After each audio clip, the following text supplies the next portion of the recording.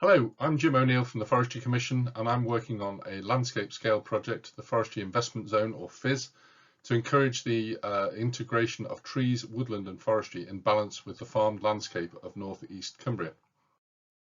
Of course, there are many different ways to introduce trees into the landscape, from individual field and hedgerow trees right through to small or larger scale productive stands. This particular presentation will demonstrate how trees might be introduced into current farming systems and improve livestock health and yields by providing shade and shelter, and also to explore an income stream directly from the trees. My own interest in agroforestry began with the Forestry Investment Zone pilot project in North East Cumbria. This was set up to encourage larger scale productive woodland creation as per the government's 25-year environment plan. Any pilot should be about learning, and very quickly the FIZ pilot adjusted its aims to seek appropriate UK forestry standard compliant woodland creation of all types and in balance with the geography, environment, landholding and socio-economic circumstances of the locality. The conversation evolved into one of land management, land use change and the integration of farming and forestry. We can't reach our tree planting aspirations without working directly with landowners, and farmers can play a key role in this. So how can we capture the interest of farmers who may not have engaged in tree planting before? First, we must make trees, woodland and forestry relevant to farmers and their business needs and environmental models. For too long, forestry or farming has been a stark and very binary choice.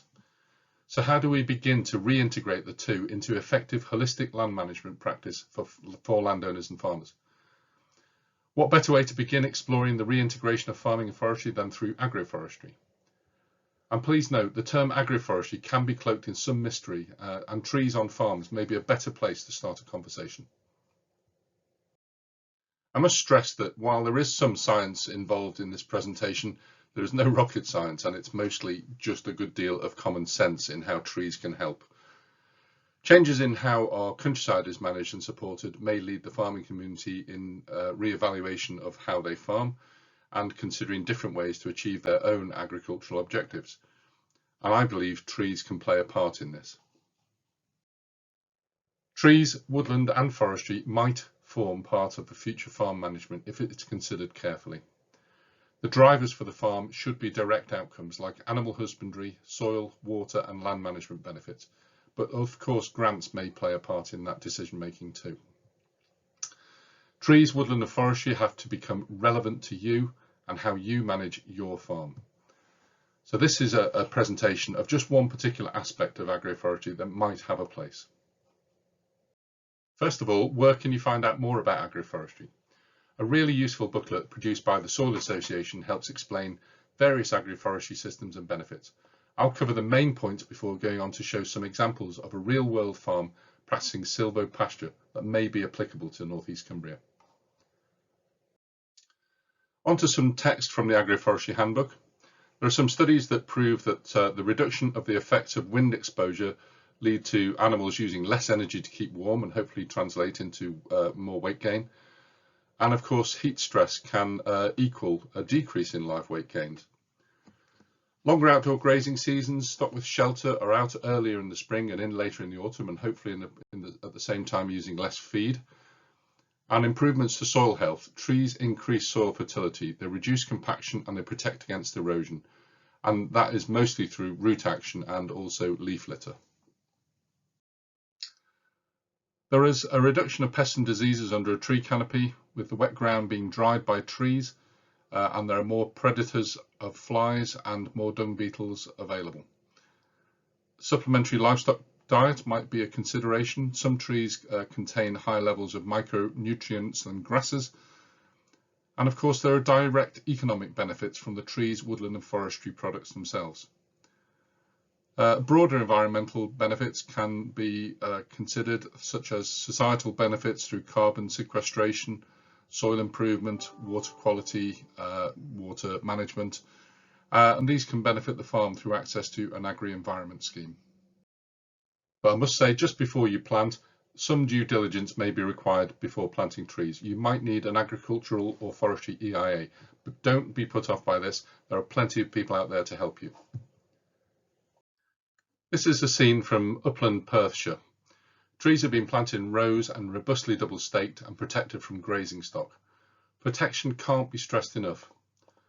Planting in rows has allowed the farmer to continue to mow the space between for sward management. This next picture shows a field that is a few years beyond the last slide. Again, planted in rows for easy maintenance, but could be planted in random fashion if required. Mentioned already, protection from grazing animals is crucial, and do not forget deer. If you can maintain the trees fully until they are beyond the browse height, they will establish well. A weed-free zone of 1 metre around each tree will vastly enhance growth and establishment periods and is highly recommended. The quicker you can get the canopy functioning for its desired purpose, the better. Tree species in this picture have been chosen for rapid growth and a light canopy to ensure the grass sward thrives. If you want to establish the trees and canopy more rapidly and at the same time improve the timber quality, you might consider initially excluding the grazing stock. This may fit well with some grant aid packages where you receive capital and annual payments during the establishment phase.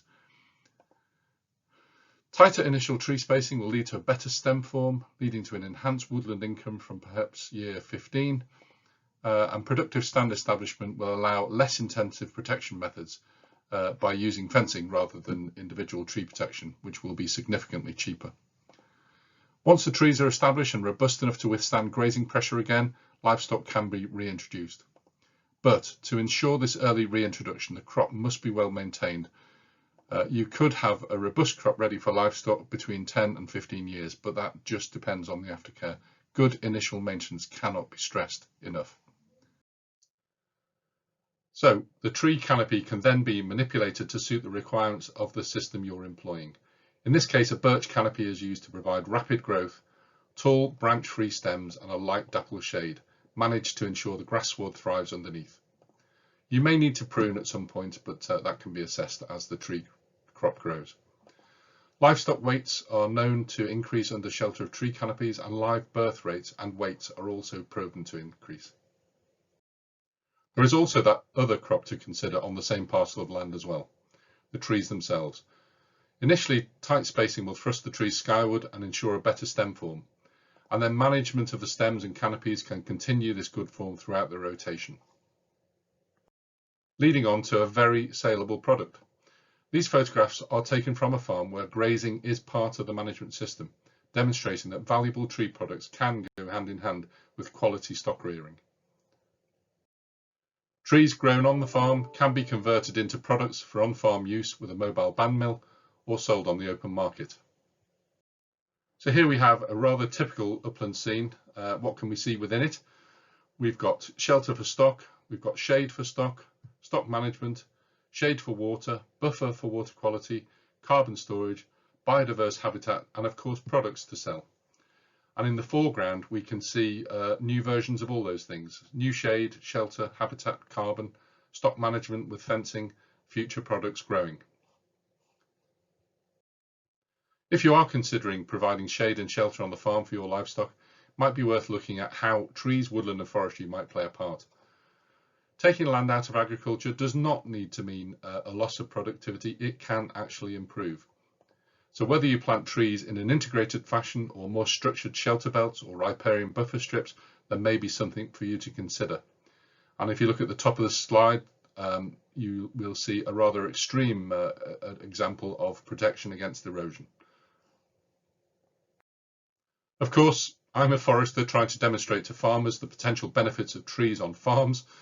Of course, I'm going to give a positive message, but there is a groundswell of farmers out there who are already practitioners of many forms of agroforestry, and they would be most glad to help you consider various options. Please don't hesitate to contact me and I can direct you to the right people. This has been such a very rapid run through of just one aspect of trees on farms, but I would be really pleased to get any feedback and discuss any aspect with you. Please contact me on the email address on the next slide, and thank you very much for listening.